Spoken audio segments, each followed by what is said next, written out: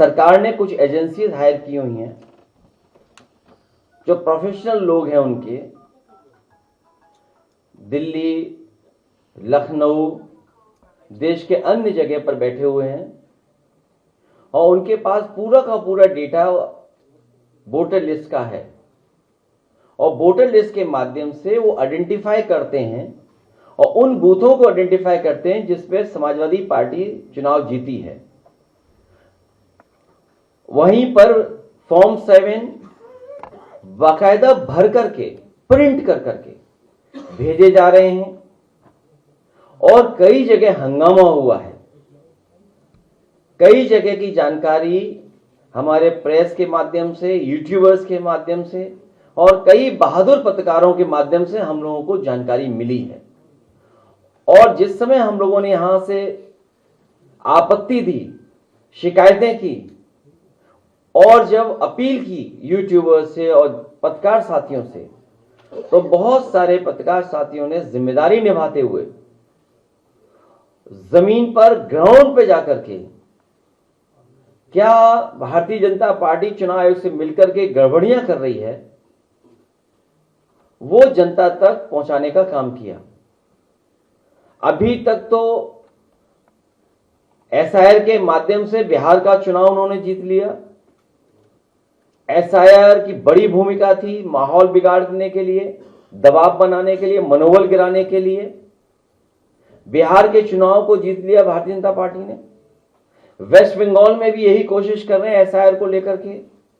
वहां की सरकार लगातार और वहां की मुख्यमंत्री लगातार इस बात को कह रहे हैं कि चुनाव आयोग भारतीय जनता पार्टी का आयोग बन गया है और उन्हें मजबूरी में भारतीय जनता पार्टी के काली करतूतों के खिलाफ काला कोट पहनना पड़ा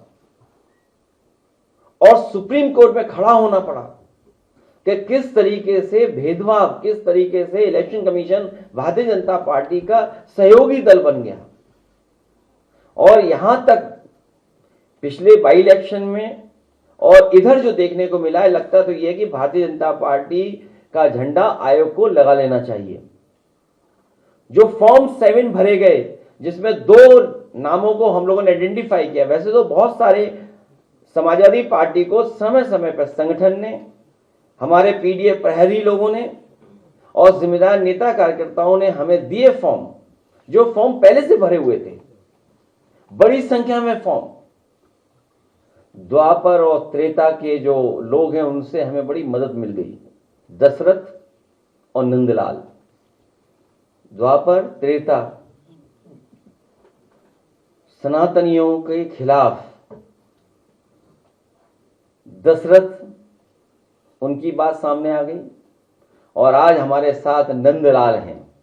मुझे खुशी है कि बहादुर नंदलाल हमारे साथ खड़े हैं। जो नंदलाल हमारे साथ खड़े हैं, ये वही नंदलाल हैं जिनके भारतीय जनता पार्टी ने दस्तखत कराए थे फॉर्म 7 में। फॉर्म 7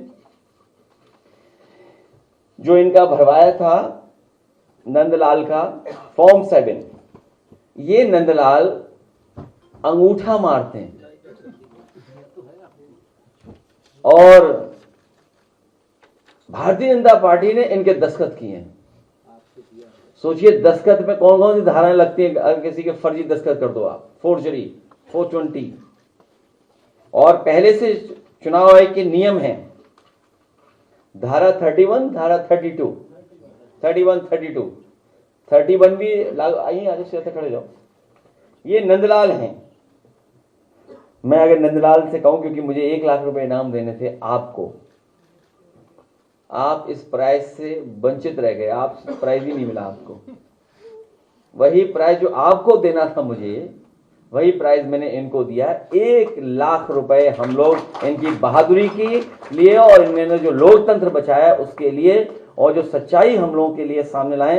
अब भारतीय जनता पार्टी के लोग पीछे पड़े हुए थे इनके। मैं 1 लाख रुपए और इनके मंदिर निर्माण जो कर रही है, ये बहुत ही धार्मिक व्यक्ति हैं,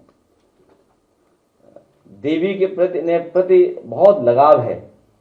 अपने गांव में ही, अपने घर पर ही मंदिर का निर्माण कर रहे हैं, दुर्गा माँ का। तो हम समाजवादी लोग इनके मंदिर को बनाने में भी पूरा सहयोग करेंगे, क्योंकि देवी की वजह से ही आज इनमें इतनी बहादुरी साहस आया है और उन्हीं की वजह से आज भारतीय जनता पार्टी पकड़ी गई है बेईमानी करते हुए। ठीक, ये लोकतंत्र बचाने वाले प्रहरी हमारे पीडीएफ प्रहरी पूर्व विधायक अरुण वर्मा और इनके तमाम सहयोगी साथियों जिनका नाम मैं नहीं ले सकता हूं, उनके प्रयासों से आज नंदलाल हमारे आपके सामने हैं। भारत निर्वाचन आयोग का नियम है, यदि कोई व्यक्ति मतदाता सूची से नाम कटवाने के लिए फॉल्स लिखित कथन करता है अथवा कोई व्यक्ति किसी दूसरे व्यक्ति की ओर से ऐसे आवेदन प्रस्तुत करता है किसी विरुद्ध लोक प्रतिनिधि जो 31 है, धारा 31, 32 के तहत एफआईआर दर्ज कराई जाएगी। तो अब हमें उम्मीद है कि भारतीय जनता पार्टी की सरकार भारतीय जनता पार्टी के नेताओं पर एफआईआर दर्ज कराएगी और इसकी आगे कार्रवाई करेंगे। हम अपने विधायकों से कहेंगे, क्योंकि बड़ी संख्या में विधायकों के पास जानकारी मिल रही है, वो जमीन पर हैं। विधायक सैजुल इस्लाम, उनके क्षेत्र में भी फॉल्स इंफॉर्मेशन देकर के फॉल्स दस्तखत करा करके वोट काटे जा रहे हैं। सैजुल इस्लाम भोजीपुरा, ये भी एक व्यक्ति को लेकर के आएंगे जिससे भारतीय जनता पार्टी ने गलत फॉर्म भरे हैं। प्रभु नारायण सिंह यादव जी पहले ही दे चुके हैं कई फॉर्म, बड़ी संख्या में फॉर्म दे चुके हैं, कई फॉर्म दे चुके हैं, कितने हजार, सैकड़ों दे चुके हैं। वो हमारे पास पूरा बंडल है इनका। डॉक्टर मुकेश वर्मा, मनोज पारस जी, इनके यहां भी फर्जी दस्तखत करा करके। डॉक्टर आर के वर्मा लगातार कोशिश कर रहे हैं, प्रयास कर रहे हैं, इनके यहां भी फर्जी वोट काटे जा रहे हैं। ऐसे बहुत सारे विधायक हैं जिनके क्षेत्र में मोहम्मद ताहिर, ये सभी विधायकों से कहेंगे कि गिनती कराने के लिए एक व्यक्ति लाइए आप, और तारीख तय कर दी है 16।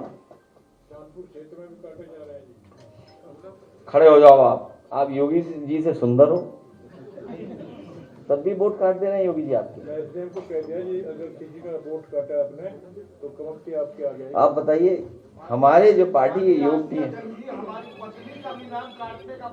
हेलो, तो आप अपनी पत्नी के साथ आएंगे यहाँ, और जो दावत आपने नहीं दी है हम सबको दावत दोगे आप। अध्यक्ष जी बताइए ना, ठीक है, दावत होगी, बैठिए पार्टी कार्यालय में 16 तारीख को वो दावत होगी हमारे विधायक जी रिजवी साहब की तरफ से। तो कौन था नाम? हालांकि रिजवी साहब बहुत कंजूस हैं।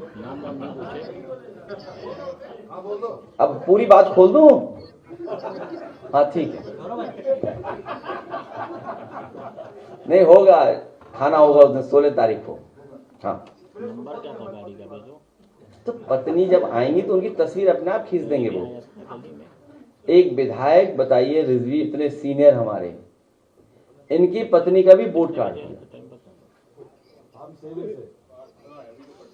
आया भी नहीं, वो कुछ कारण है।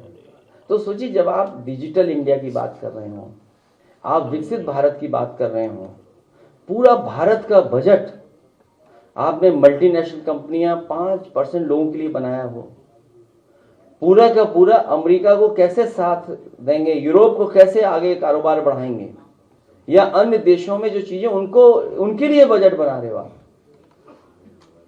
दिन भर आप डिजिटल इंडिया, दिन भर आप स्किल, दिन भर आप डिजिटल इंफ्रास्ट्रक्चर की बात करते हैं। उसके बाद जो आपने सिस्टम लगाया, जो व्यवस्था बनाई है, जो इलेक्शन कमीशन को कंपनियां हायर की हैं, किसका ऐप है, किसका सॉफ्टवेयर है, कौन मैपिंग कर रहा है, कौन अनमैपिंग कर रहा है, आखिरकार उनकी बैक ऑफिस कौन मदद कर रहा है। कोई तो है जो बैक ऑफिस में भारतीय जनता पार्टी के सारे पे काम कर रहा है, उसी के कारण तो फॉर्म 7 आ रहे हैं। इसलिए हमारी मांग है, जब हमारे नंदलाल जी हम लोग सामने ले आए, 16 को और लोग लेके आएंगे, फॉर्म 7 भरवाना बंद करे चुनाव आयोग, क्योंकि जब आपने पूरी एक्सरसाइज कर ली एसआईआर की तो फॉर्म 7 तो बंद होना चाहिए, फॉर्म 6 होना चाहिए केवल। फॉर्म 7 की कार्रवाई तुरंत निरस्त करनी चाहिए उन्हें। और हमारे विधायक लोग पूरी तैयारी के साथ सरकार को घेरेंगे। भ्रष्टाचार पर, महंगाई पर, किसानों के सवाल पर, नौजवानों के सवाल पर, महिलाओं की सुरक्षा को लेकर के या अन्य जिस तरह की घटनाएं सुनने को मिल रही हैं, अपराधी जेल से भाग जा रहे हैं और जो भागे हैं उनका सहयोग करने वाले बड़े बड़े अधिकारी होंगे। बिना बड़े अधिकारियों के कोई भाग नहीं सकता। और ये भगाए इसलिए जा रहे हैं क्योंकि दिन कम बचे हैं, सरकार का आखिरी बजट है। सब अपने अपने स्थान सेट कर रहे हैं। सुनने में आया है कि ऐसा भगाया, एस्कॉर्ट किया और सीधा नेपाल बॉर्डर क्रॉस किया, हवाई जहाज में बैठाया, विदेश भेज दिया। कोडीन, सिरप, वो तो चल ही रहा है। इन्हीं के लोग निकल रहे हैं, इन्हीं के लोग शामिल मिल रहे हैं उसमें। बड़े पैमाने पे इन्हीं के लोग शामिल हो रहे हैं। रियल एस्टेट वैल्यू बढ़ा ली इन्होंने। और जिस सरकार से कोई उम्मीद ना रही हो या जिस सरकार ने जनता को पिछले इतने वर्षों में निराश किया हो, उसके आखिरी बजट से क्या उम्मीद होगी हम सबको। इनको किसी की फिक्र नहीं है, ना किसान की, ना गरीब की, किसी की फिक्र नहीं है। और फिक्र होती तो इतनी महंगाई बढ़ती, इतना सोना महंगा हो जाता। ये हमारे विधायक या हम सब लोग जानते हैं, गरीब परिवार आज शादी नहीं करा सकता, इतना महंगा है हर सामान। सोना तो भूल जाइए। ये तो ऐसी स्थिति पैदा कर देंगे कि लोहे पर पीतल भी करोगे तब भी नहीं आप ले पाओगे।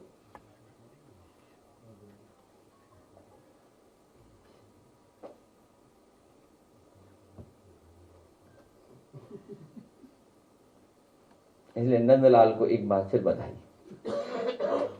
बहुत शुभकामनाएं। हम लोग पूरा साथ देंगे इनके साहस, इनकी बहादुरी, इनकी ईमानदारी के लिए। और किसी पत्रकार को अगर साइन कराना हो तो आके देख सकता है, फॉर्म है सामने, साइन करा ले। इनकी प्रताड़ना भी होगी है। आजमगढ़ में सर हम लोग जिलाधिकारी के सामने प्रस्तुत किए नाम से। अरे नहीं होगी, क्या टेंशन ले रहे हो आप टेंशन मत लो। आप बिल्कुल टेंशन मत लीजिए इस बात के लिए। के अलावा सर पता चल रहा है कि कुछ लोगों के नाम ट्रांसफर किए जा रहे हैं दूसरे बूथों में। वो जानकारी लेंगे समय समय पर। देखिए, बहुत मोटी मोटी बात है। भारतीय जनता पार्टी की हर काली करतूत पकड़ी जा रही है, हर बेईमानी पकड़ी जा रही है। आखिर सरकार ईमानदार क्यों नहीं है? आयोग ईमानदार क्यों नहीं है? आयोग की जिम्मेदारी बनती है कि निष्पक्ष और कॉन्स्टिट्यूशनल वैल्यूज को बचाएं। सिस्टम जितना ही स्ट्रेंथन करेंगे उतना ही डेमोक्रेसी स्ट्रेंथन होगी। अगर हम सिस्टम को खत्म करें, इसका मतलब लोकतंत्र को खत्म कर रहे हैं। जो जहां बैठा है उसकी जिम्मेदारी है कि सिस्टम को बेहतर करें, व्यवस्था को बेहतर करें। वो व्यवस्था बेहतर होगी तो हमारा लोकतंत्र और मजबूत होगा, लोकतंत्र पर और भरोसा बढ़ेगा।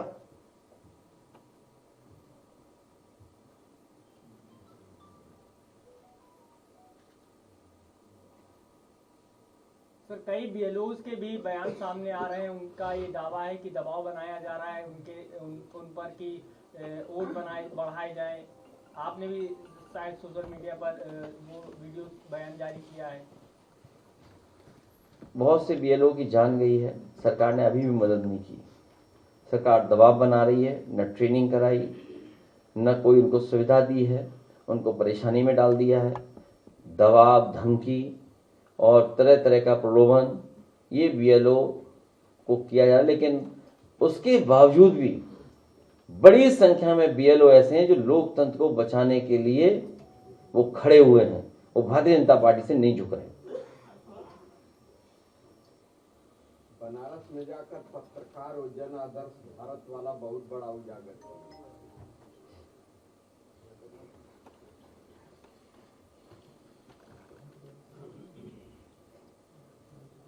हमारे पत्रकार भाइयों, आप भी प्रहरी बन जाओ लोकतंत्र के। आपसे भी अपील है।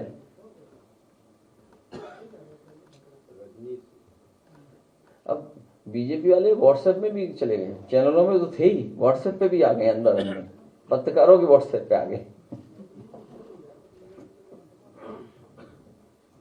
सर कई जगह पे सोशल मीडिया पे कि आप 2027 का सफर इस बार नोएडा से शुरू करने जा रहे हैं। अभी केवल फॉर्म 7, फॉर्म 6, BLO और ये नंदलाल जी का फॉर्म है, ये जिसमें उनके दस्तखत हैं, ये दस्तखत नहीं कर पाते हैं, ये अंगूठा मारते हैं।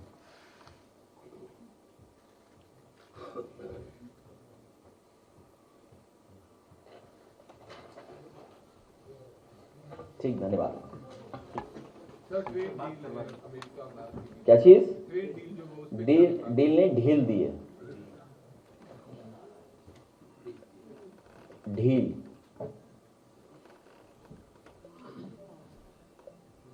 WTO के बाद बड़े पैमाने पर बाजार खोल दिया गया है और बाजार खुलने के बाद सबसे ज्यादा एग्रीकल्चर सेक्टर, हमारे फार्मर्स, गरीब, इनके ऊपर संकट आने वाला है। MSMEs कैसे कॉम्पिटिट करेंगे जब फाइनेंशियल इंस्टीट्यूशंस या रिसर्च, इनोवेशन और तमाम तरह का सहयोग जब सरकार नहीं कर पा रही है। सरकार जरूर कहती है कि MSMEs हमारी इतनी हैं, लेकिन रजिस्टर्ड MSME क्यों नहीं है ज्यादा? और फिर आपसे सीधी सी गिनती की बात है, 0 बड़ा क्या 18, 0 बड़ा क्या 18।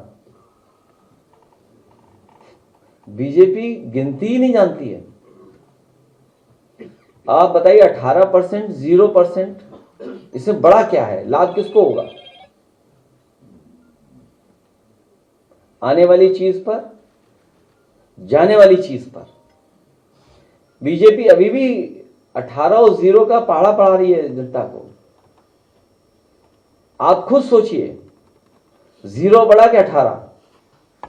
जिसको ये बात समझ में आ जाएगी वो समझ जाएगा कि डील नहीं ढील दी गई है, पूरा बाजार उनके हाथों में चला जाएगा।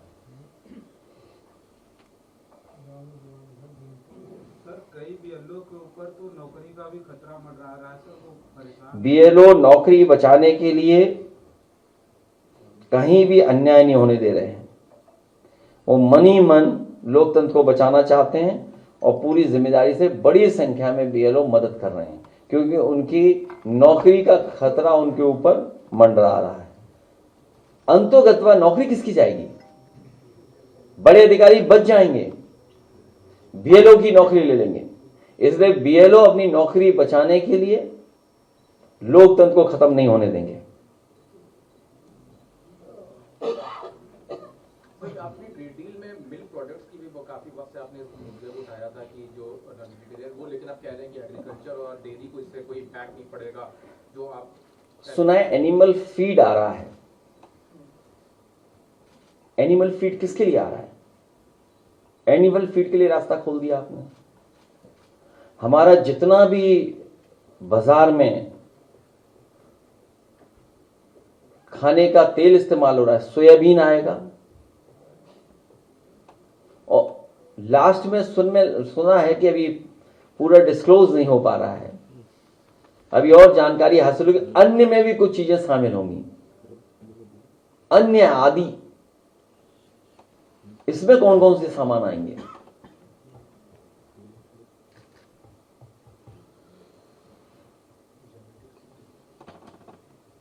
क्या फॉर्म 7 का मिसयूज हो रहा है, जो आपने कहा कि फॉर्म 7 बंद कर दिया जाना चाहिए? आप ऐसा आओ, नंदलाल के दस्तखत करा लो।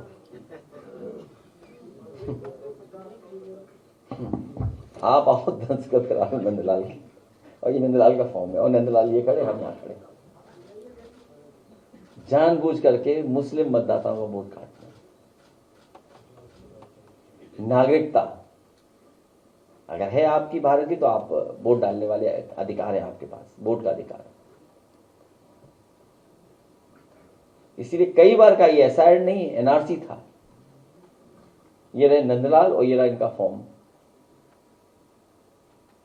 इसके बाद और क्या सबूत चाहिए आपको? आयोग बताए, सरकार बताए।